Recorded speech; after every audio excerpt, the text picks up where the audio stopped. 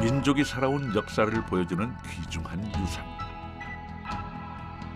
우리의 자연유산에는 몇백 년, 몇천 년을 잇는 한국인의 정서와 기질, 그리고 삶의 지혜가 담겨 있습니다. 사람과 자연의 조화를 중시 여겼던 선조들의 마음을 교감하고 그 땅을 터전으로 살아온 문화를 고찰해 볼 수 있는 시간. 우리의 보물을 지키기 위해 드론 히어로즈가 나섰습니다. 여러분들 보시는 저 뒤 산속에 보물이 숨어 있습니다. 베일에 감춰진 역사를 찾아 시간을 복원하고 그 가치를 후대에 전승하기 위해 기록하는 사람들. 400년 전의 흔적을 추적하는 드론과 히어로즈의 여정이 시작됩니다.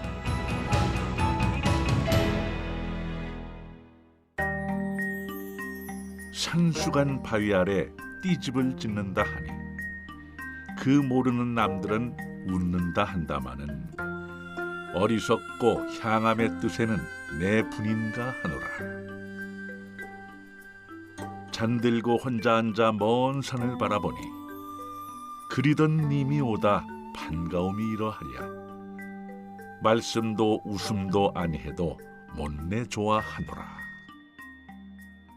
강산이 좋다 한들 내 분으로 누웠느냐. 임금 은혜를 이제 더욱 알겠노라. 아무리 갚고자 하여도 하올 일이 없어라.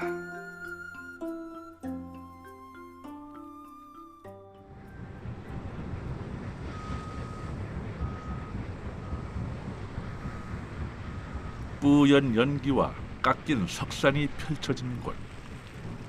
여기는 전남 해남군 한산면 어느 산속입니다. 국립문화재연구소 명승팀이 이 황량한 곳엔 무슨 볼일이 있는 걸까요? 이곳은 해남군에 위치한 석재 채취장입니다.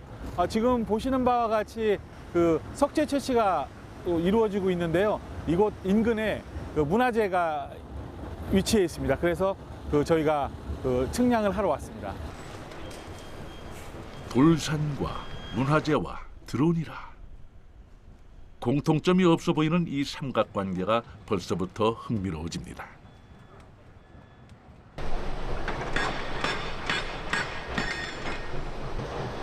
이곳의 풍경이라고 해봐야 돌 깨는 작업과 그 돌을 싣고 나르는 중장비가 전부.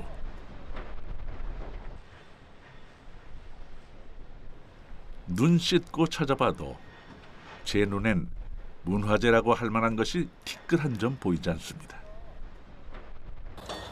트럭 사이에서 아랑곳하지 않고 제 갈 길로 향하는 이 사람들.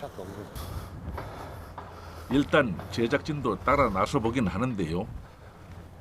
번지수를 잘못 찾은 건 아닌지 궁금증은 더해집니다. 자, 이제 시작합시다. 아니, 이 휑한 곳에서 갑자기 드론을 날리겠다고요? 이거 땅 속에 놓으면 안 돼. 자, 지금 보니까 여기 되게 위험하고 깊은 곳에 들어오셨는데 왜 여기 와서 드론을 날려요? 여러분들 보시는 저 뒤 산속에 보물이 숨어 있습니다. 조선시대부터 전해온 아주 중요한 유적이 심어져 있는데요. 우리가 그것을 탐사하기 위해서 이 첨단 장비를 활용하는 것입니다. 이 산속 어딘가에 꽁꽁 숨어 있다는 보물.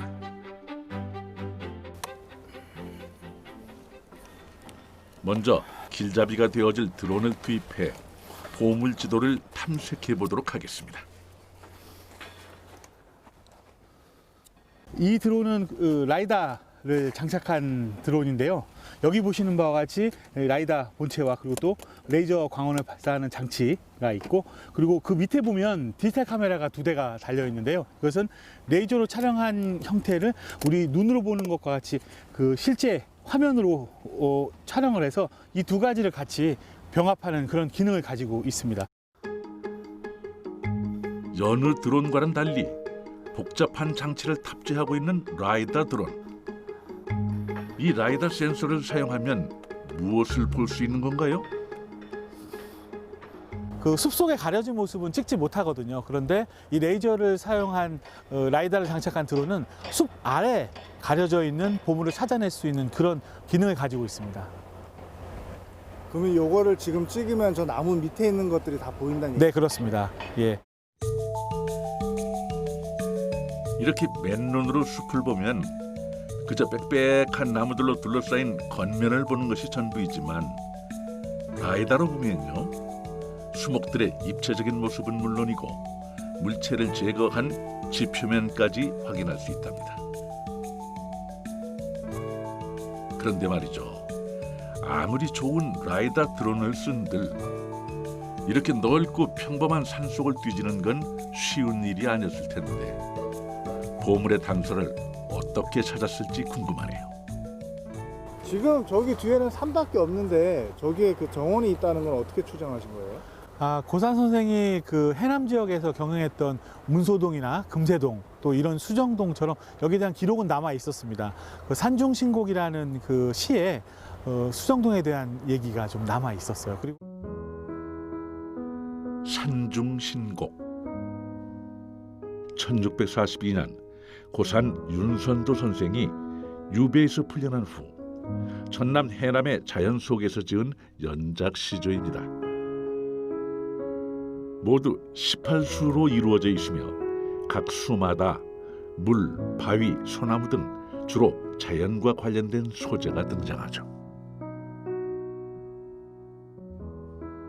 자연을 노래한 시인 고산 윤선도. 당시의 문인들이 한문학의 틀에 갇혀 있을 때 고산은 우리말을 멋들어지게 구사하며 주옥 같은 시조를 남겼습니다. 특히 풍수지리와 토목, 건축에도 일가견이 있던 그는 빼어난 안목으로 길이 남을 정원을 만들었습니다. 자, 그럼 고산이 땅끝에 은둔지로 정한 신비의 자연 정원 원림을 찾아 함께 떠나보겠습니다.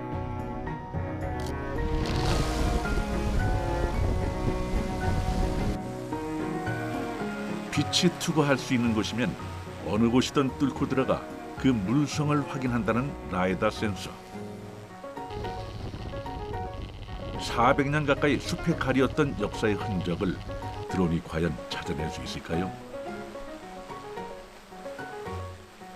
고산이 직접 만든 원림이자 현세의 시름을 문학으로 풀어내는 곳, 그 비밀이 열리는 순간입니다. 왜 그렇게 숨겨져 있었나요?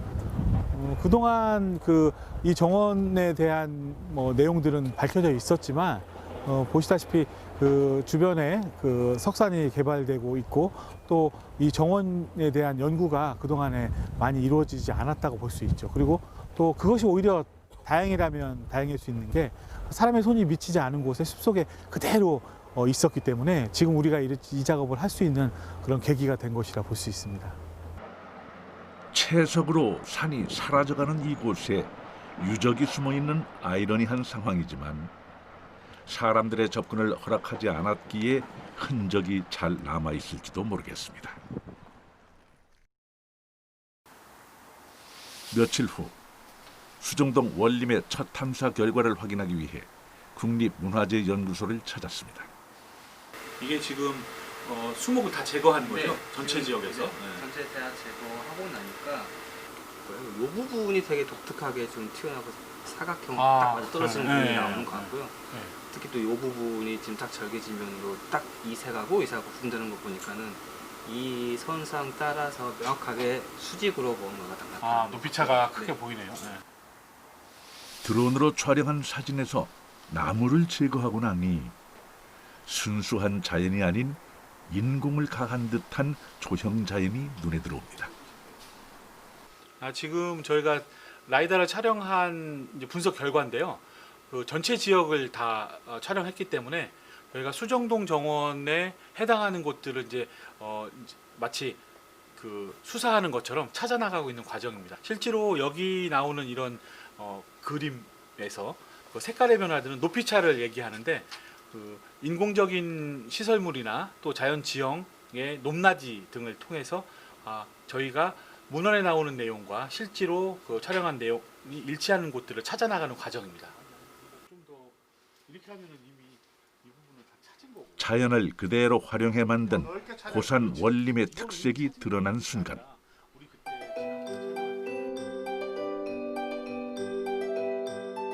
임천의 자연을 노래하며 산중신곡을 지었던 바로 그 원림이 이 풀숲에 숨어 있습니다.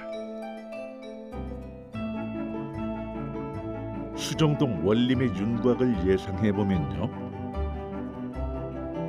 삼면에서 수려한 산들이 감싸고 있는 가운데 정자터와 연못 등이 배치되어 있을 것 같은데요. 몇백 년 전으로 함께 거슬러 가보겠습니다.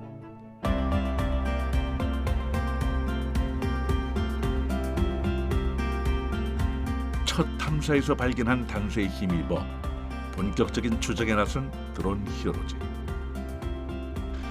또 하나의 명승문화재가 곧 세상에 드러날 것 같습니다. 채석장 바로 곁. 지체 없이 험한 산속으로 들어가는 탐사팀인데요. 사람의 발길이 닿지 않은 곳이라 당연히 길은 없습니다.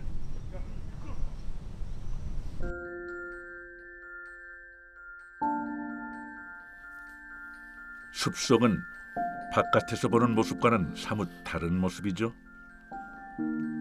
산중신곡에서 고산이 자신의 벗을 송죽이라고 말하던 그 대나무 숲도 만났습니다. 좀 위로 한번 올라가면 될 것 같아요. 네. 주변에 앞쪽에 계곡 만나는 지점이 있습니다. 커다란 돌틈 사이에서 가던 길을 멈춘 탐사팀. 문헌 기록을 토대로 라이다 드론이 촬영한 지형을 대조하는데요. 수정동 원림으로 추정되는 첫 지점이 드디어 모습을 드러냈습니다. 요게 네. 우리 합수 지점이죠. 그럼 이 지역 이쪽으로 틀면 이 아래 부분이 지금 이쪽 여기서 이쪽에 합수 지점이 여기 같은데, 그러면 이쪽으로 좀 올라가면 저수지 위쪽 골짜기에 위치한 수정동 원림. 그 골짜기에서 내려오는 두 개의 물줄기가 만나는 지점, 합수부를 찾았습니다.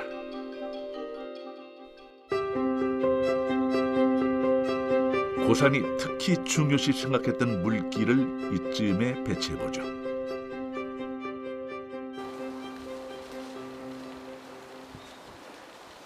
합수부를 등지고 좀 더 위로 올라가 보겠습니다.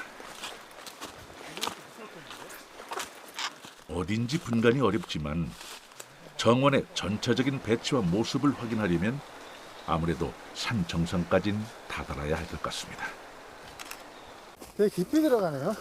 네, 라이다를 통해서 촬영된 지점하고 유사하게 확인되는 지점들을 향해서 계속 가고 있습니다. 아마 머지않아 그곳이 나타날 것으로 보입니다. 여기가 일반 등산로가 아니잖아요. 위험도 할 것 같아요. 네, 뭐 사람들이 많이 다니지 않는 곳이라 위험하기 때문에 조심해서 조사에 임하고 있습니다. 숨이 턱 끝까지 차오르던 그 순간 여기 동굴이 있습니다. 또 하나의 지점을 발견한 모양입니다. 좀 가까이 앞으로 들어가. 그렇지. 이 커다란 바위는 수정동 원림의 요소 중에서도 아주 중요한 단서라는데요. 생김새가 마치 호랑이의 모습을 그대로 닮은 듯한 느낌이고. 설마 진짜 호랑이가 살았던 곳일까요? 이곳이 바로 호랑이 굴로 추정되는 바위인데요. 보시다시피 앞부분에 이 검은 부분이 호랑이의 얼굴로 판단이 되고, 아랫부분이 호랑이의 앞발 같은 형태를 갖고 있어요. 우리가 라이다를 통해서 얻어진 영상과 아주 동일하게 보여지는 그런 모습이 되겠습니다. 어떻게 여러분은 호랑이의 모습이 보이시는지 모르겠습니다. 제 눈엔 호랑이가 웅크려 있는 것처럼 보이는 것 같기도 하고요. 호랑이 굴로 불리는 이 천연 동굴엔 아주 옛날 진짜 호랑이가 살았다는 이야기도 전해지고 있는데요. 시조소. 아이야, 범 무서운데 밖에 나다니지 말아라 라고 하는 고산의 목소리가 들리는 것 같습니다.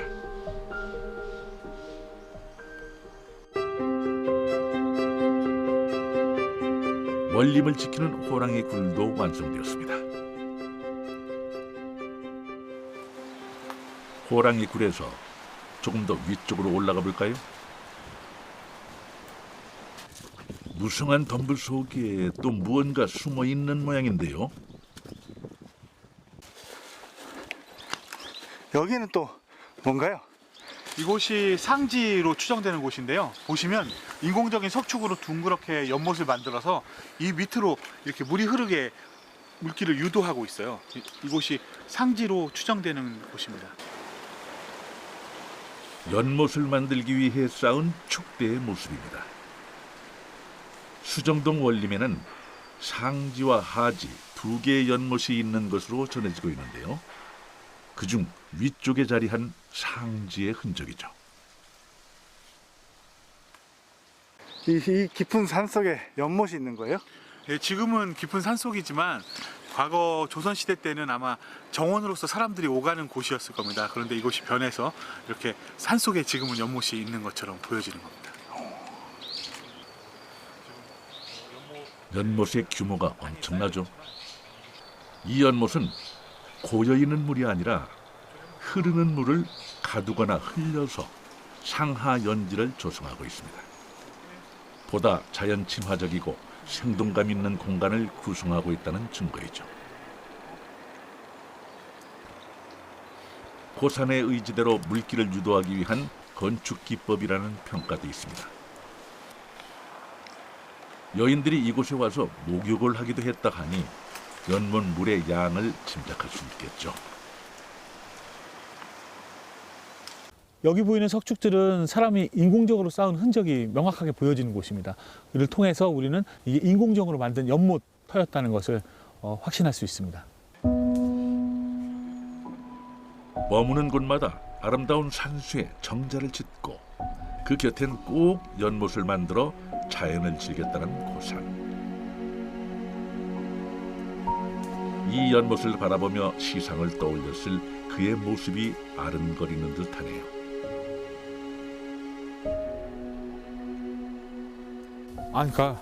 아니 그냥 연못의 크기가 꽤 크네.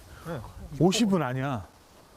35에서 40 정도 되는 것 같고 이쪽은 그보다 한 3분의 1 정도밖에 안 되는 것 같아요. 그리고 지금 이 부분에 그 준설을 하고 나면 아마 생각하기로는 적어도 2m 이상의 깊이는 갖고 있지 않을까. 돌과 물로 비경을 만들어낸 자연 정원. 고산의 건축관을 엿볼 수 있는 곳입니다.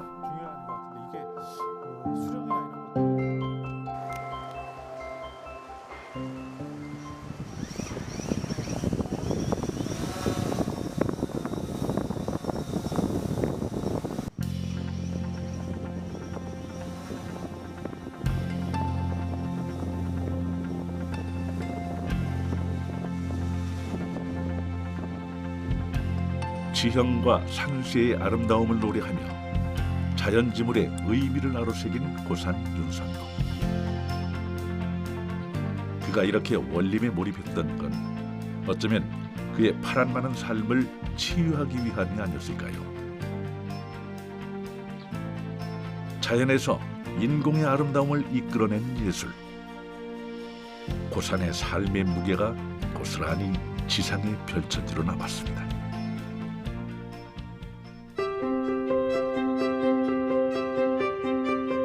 유독 물과 돌을 사랑했던 고산의 철학이 담긴 상지가 완성되었습니다.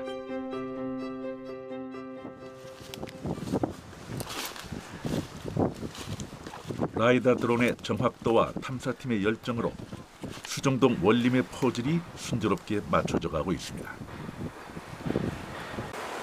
아마 이쪽이 그 인공적으로 쌓은 연못 하지 쪽에 석축입니다.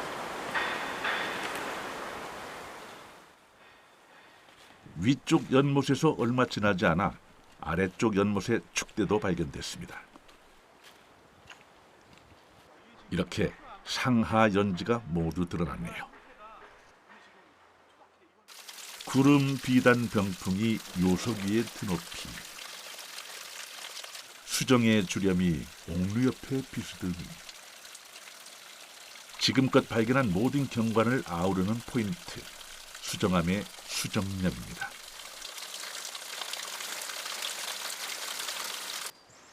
첫 탐사에서 라이다 드론이 발견했던 그 암석의 주인공이죠.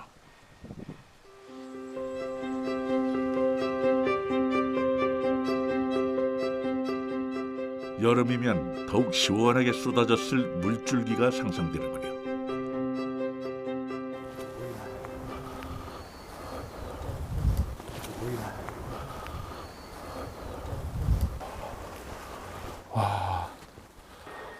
이 폭포의 장관 기가 막힌 거예요. 이건 진짜 잘 잡았어. 그리고 저기도 뭔가가 좀 이상하지 않아? 아, 여기? 네.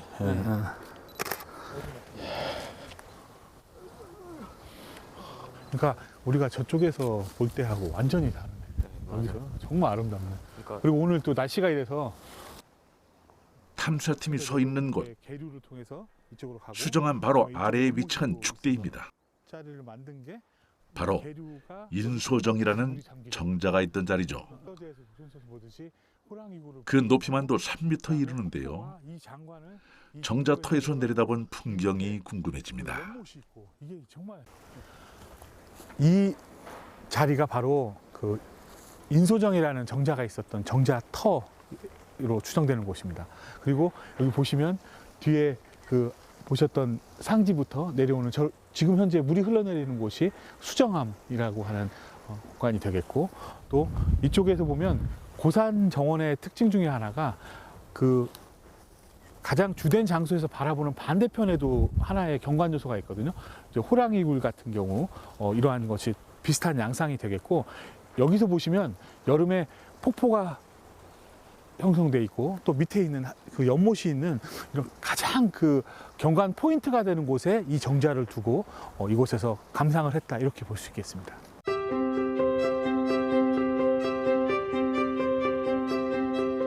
고산 문학을 잉태한 비밀의 공간 수정동 원림입니다.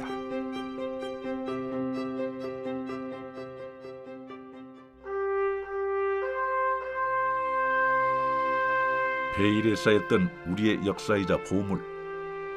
몇백 년 전 선조들의 손때가 묻은 흔적을 발견한다는 건 참으로 가슴 뛰는 일인 것 같습니다.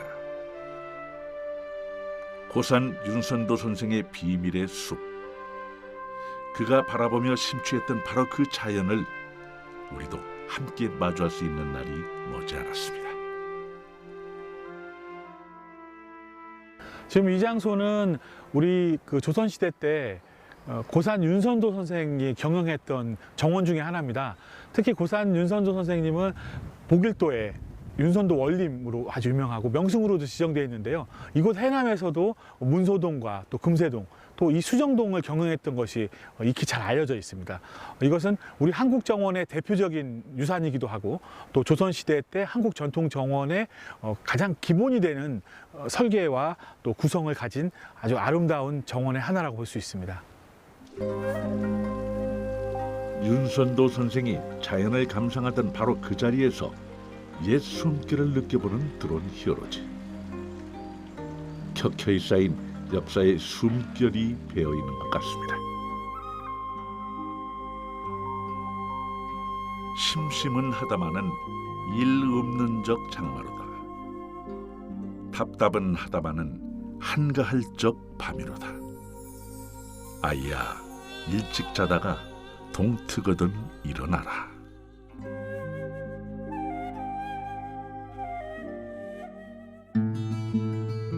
우리나라와 중국, 일본은 예로부터 불교와 유교의 영향이 깃든 문화를 가지고 있다는 공통점이 있습니다. 이는 건축이나 조형 예술에도 많은 영향을 주었죠. 중국, 일본과는 달리 한국의 궁궐에는 궁궐 전체의 60%가량을 나무, 연못, 정자, 화단 등 사람의 손으로 조성했지만 자연을 빌어다 만들었기 때문에 너무 억지스럽거나 지나치게 인공적이지 않다는 평가가 많습니다. 즉 우리나라의 정원은 자연의 순리를 근본으로 삼아 지세를 함부로 변형하지 않으려 했다는 특징이 있고 그 특징은 고산의 원림에서도 고스란히 나타나고 있죠.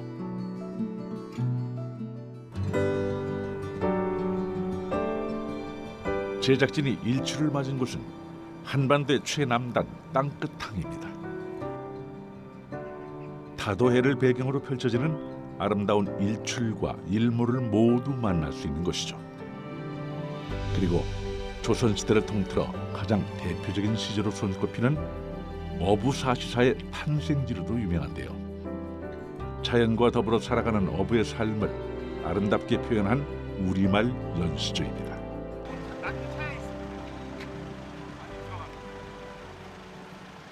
보길도행 선착장에서 국립문화재연구소 명승팀을 다시 만났습니다. 이번에도 역시 드론이 빠질 수 없겠죠. 장비가 많은 걸 보니 특별한 조사인가 봅니다. 지금 뭐 준비하고 계신 거예요? 네, 보길도에 들어가기 위한 장비들을 준비하고 있습니다. 섬에 왜 드론을 가져가요? 저희가 주기적으로 명승 제34호인 보길도 윤선도 원림을 모니터링하고 있습니다.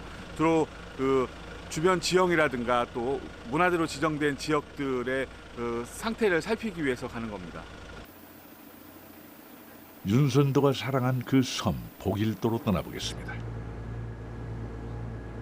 수년간 유배 생활을 하면서 심신이 편할 날이 없었던 그는 말년에 보길도를 만나고서야 안식을 갖게 되고 어부사시사와 같은 주옥 같은 작품을 남기게 되는데요. 그도 아마 이 바다를 바라보며 시 한 수를 지었을 것 같습니다. 고운 햇볕이 쬐이는데 물결이 기름 같다. 노져라 노져라 그물을 넣어두랴 낚시를 놓을까. 지국총 지국총 어사와 아야 타경가의 흥이 나니 고기잡이도 있겠도다.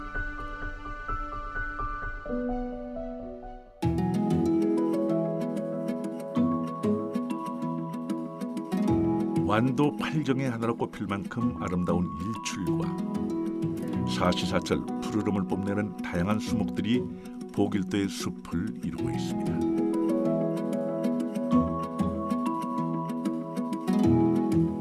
고산 윤선도 선생이 배를 타고 제주도로 가던 중 심한 태풍을 피하기 위해 이곳에 들렀다가 수려한 산수에 매료되어 섬에 눌러앉게 되었다는 유명한 일화가 있습니다.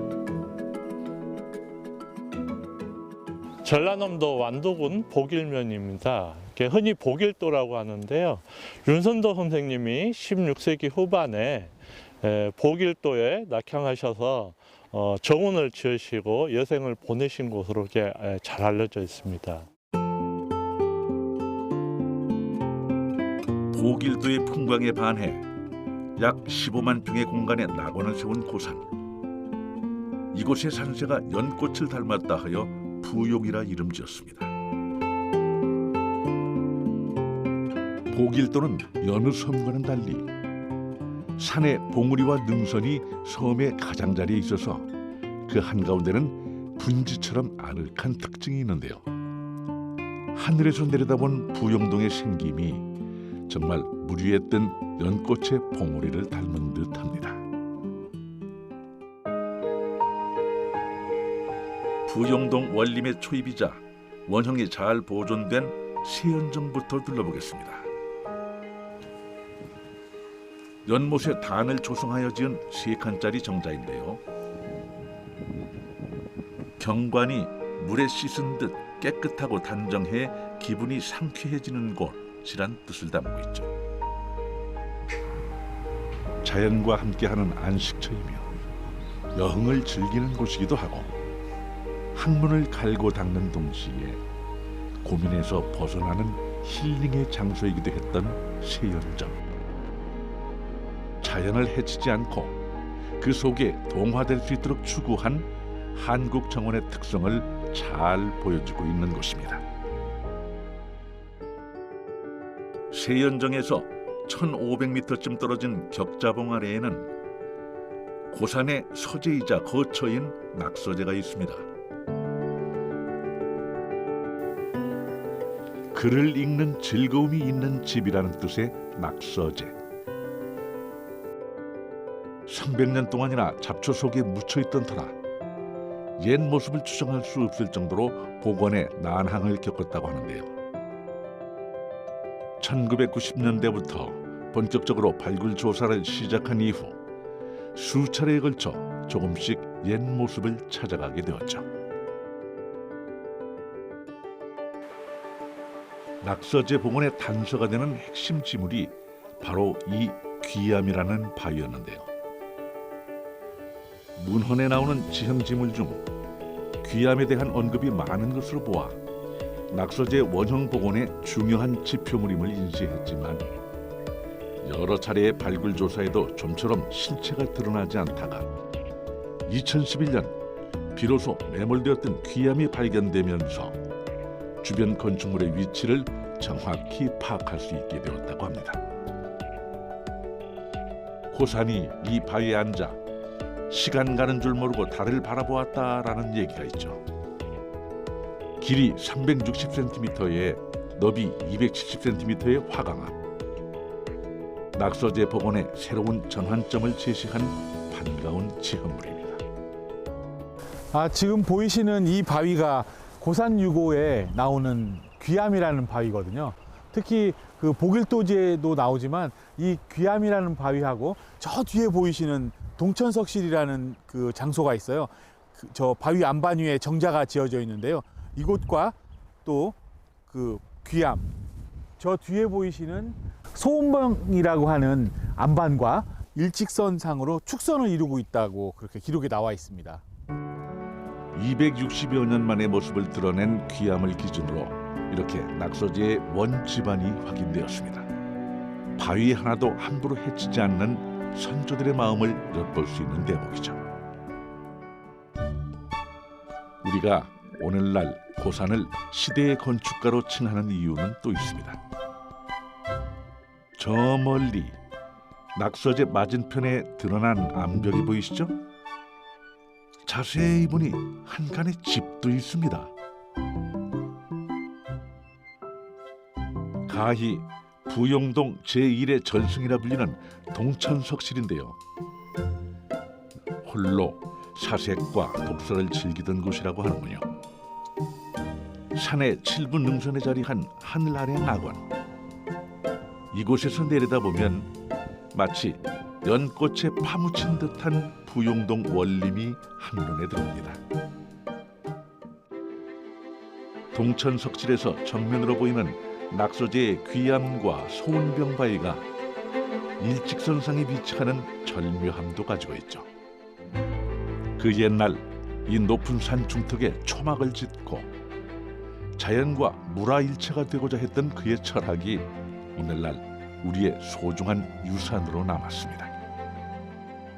네, 우리 한국 정원은 일본이나 중국의 정원과는 달리 마치 조성하지 않은 듯한, 그래서 어떤 외국인들은 한국에는 정원 기술이 없는 것 같다 이렇게 얘기를 하는데요. 실제로 저희 연구나 그간의 그 전통 조경에 대한 기법 이런 것들을 통해서 보면 한국 정원은 자연에 순응해서 마치 자연을 건드리지 않고 자연 그대로 있는 듯한 느낌을 주는 그런 것들이 특징이라고 볼 수가 있는데, 한국 정원의 가치와 의미를 제대로 보여주는 고산의 원림. 가히 우리나라 최고의 정원가로 평가하지 않을 수 없겠죠.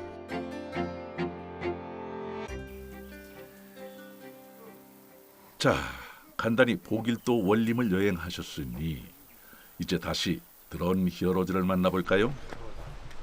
원림의 복원 작업은 끝났지만 시시각각 변하는 자연을 관찰하고 기록하는 일은 문화재 관리에 매우 중요한 요소입니다.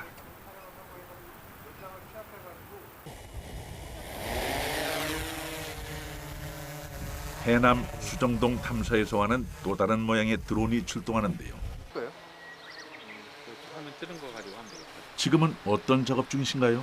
지금 하고 있는 비행은요, 항공사진 측량이라고 해서 저희가 포토그래메트리, 즉 이 문화재 구역 전체를 지금 전체에 대한 지형을 측량하기 위해서 저희들이 지금 비행을 하고 있습니다. 포토그래메트리 방식은 간단히 말해서 드론이 디지털 카메라로 찍은 2D 이미지를 3D 형상으로 추출하는 방법이랍니다. 작게는 수십 장, 많게는 수천 장의 사진을 합쳐서 고해상도의 항공 사진을 만드는 건데요. 하늘에서 하는 스캔 방식 중 사물의 전신을 스캔하는 데 있어 가장 편한 방법이라고 이해하시면 될 것 같습니다. 문화재 구역에 대한 도면을 한 번에 빠르게 구축할 수 있고요. 그리고 정밀한 해상도를 가지고 있기 때문에 문화재 지역 안에서 평면상에 어떠한 변화가 나타나는지, 그리고 뭐 어떠한 구성 요소가 더 늘어나고 더 감소되는지, 그리고 뭐 식생의 변화가 어떻게 변화되고 있는지를 구체적으로 파악할 수 있는 장점이 있습니다. 드론은 인간의 눈높이로 보기 어려운 장엄한 공간을 보다 효율적으로 파악할 수 있는 눈이 되어주고 있습니다. 자연재해로 인해 지형이 변화되었는지, 숲의 면적이 감소하였는지, 또는 사람이 접근하기 힘든 지형물의 관리까지 소중한 문화재가 훼손 없이 더 오랫동안 보존될 수 있도록 드론의 비행은 계속될 것입니다.